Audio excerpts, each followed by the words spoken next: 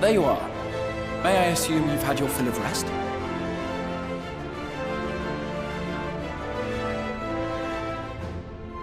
That is well. Now that we are all present, let us speak of our plan. Thus far, we have vanquished 4 Light Wardens, restoring night to much of Northrend. Only one remains, that of Calusia, and with Reen to guide us, I am certain we will find it.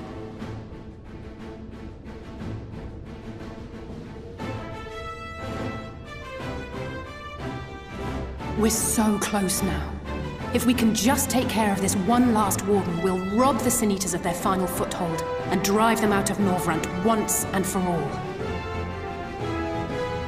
It will be a new beginning for the First, a chance for the people to rebuild their world.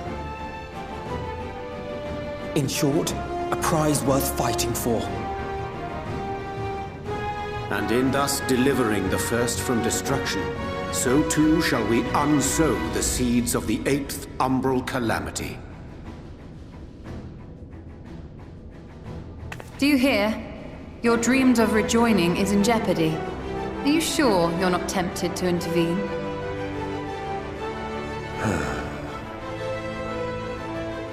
You labor under the misapprehension that vanquishing the Sin Eaters is tantamount to saving the world.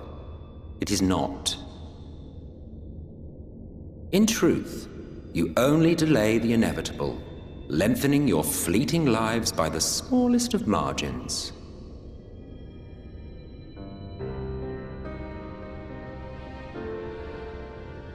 Twould be churlish of me to deny you this small concession, close as we've become. Foolish and misguided though you are not without charm. Each and every one of you is possessed of a noble heart. When the weak want for succor, you do not hesitate to provide it. Alas, your nobility is short-sighted. You think only of the problem in front of your nose. A limitation of your ephemeral existence. Our lives may seem short and insignificant to the likes of you, but one does not need to be an eternal being to achieve lasting change. If I may stop you there, I do not claim that we Ascians are special. That is another misconception. In the beginning, everyone lived nigh for eternity. Such was the natural order of things.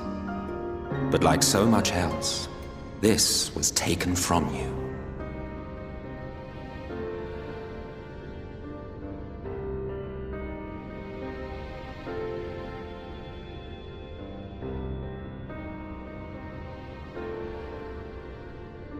You won't object if I borrow your plaything?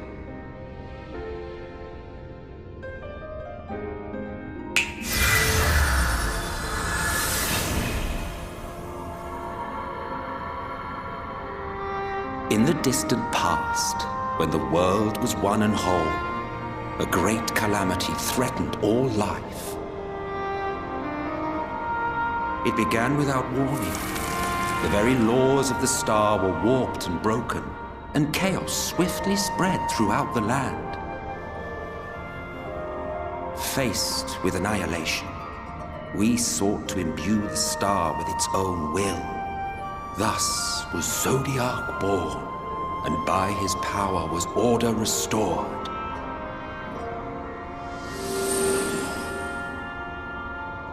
Ere long, however, thankless fools began to fear that Zodiac's might was too great, and so they conjured another to keep him in check. Your own dear Hydaelyn. And the two beings waged war until, with a single devastating blow, Hydaelyn unmade Zodiac, scattering his being across space and time. So you told us in the Katana Ravel.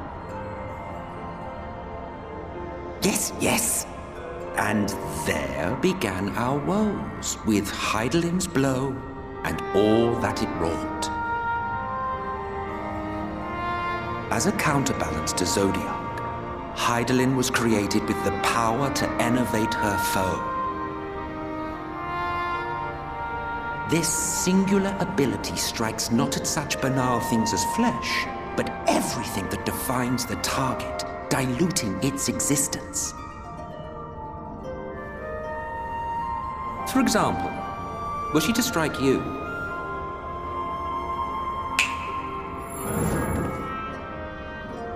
two individuals, identical in appearance yet reduced in all respects. Strength, intelligence, the soul itself, all is halved.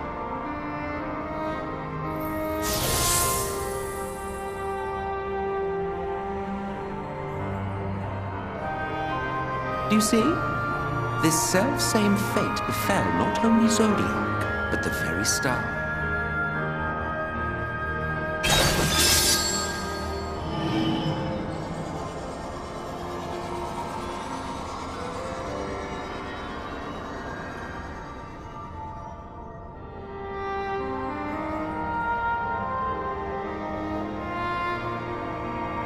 Only 3 were fortunate enough to escape the Sundering, me being one of them.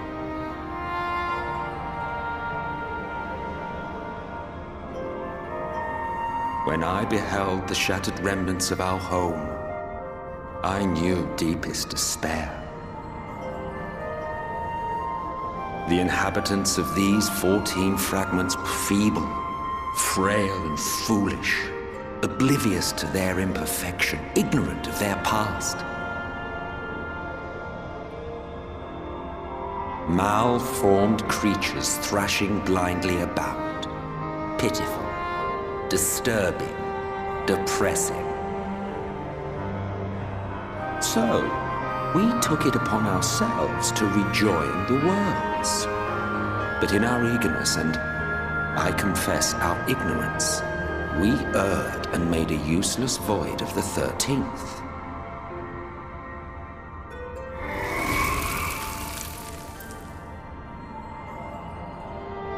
It was only afterwards that we discovered a connection twixt source and shard, a flow of energy that maintains elemental balance. And thus did we arrive at our time-honored modus operandi.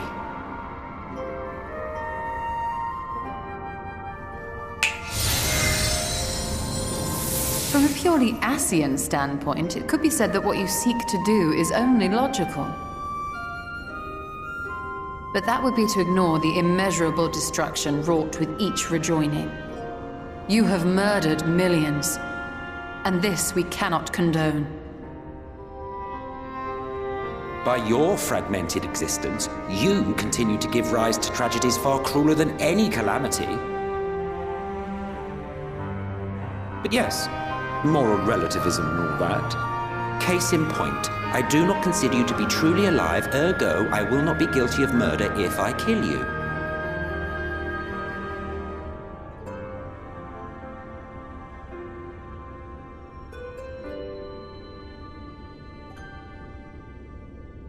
Oh, don't look at me like that. You for whom I have only the highest expectations. A vaunted hero of the Source, 7 times rejoined.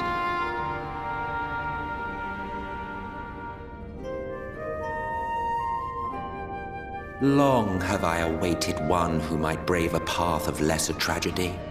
A resilient soul able to endure the necessary pain. I dare to hope that my wait is over.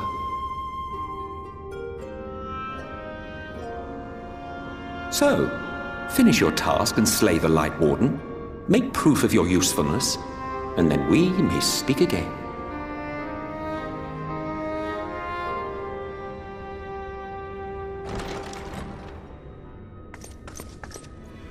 Forgive me, my lord, but this could not wait.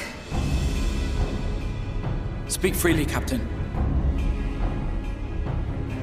Our informant in Colusia sends word of unusual activity in Yulmur. It appears their forces are entrenching themselves at key points throughout the city, making ready for an attack by all indications. An intriguing use of resources. I rather doubt Lord Vorthry is concerned for the safety of his citizens. You think he's harboring the Light Warden inside the city walls? Even if he does have some means of controlling the Sin Eaters, wouldn't that be a little risky? Risky or not, if there is even a chance the Warden is hiding there, we will need to act fast. The longer we wait, the better prepared the Yulmorans will be.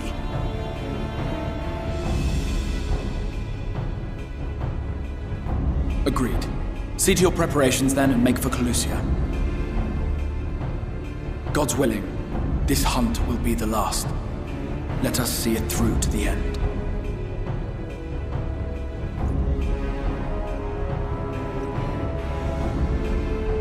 We should begin by assembling in Rite.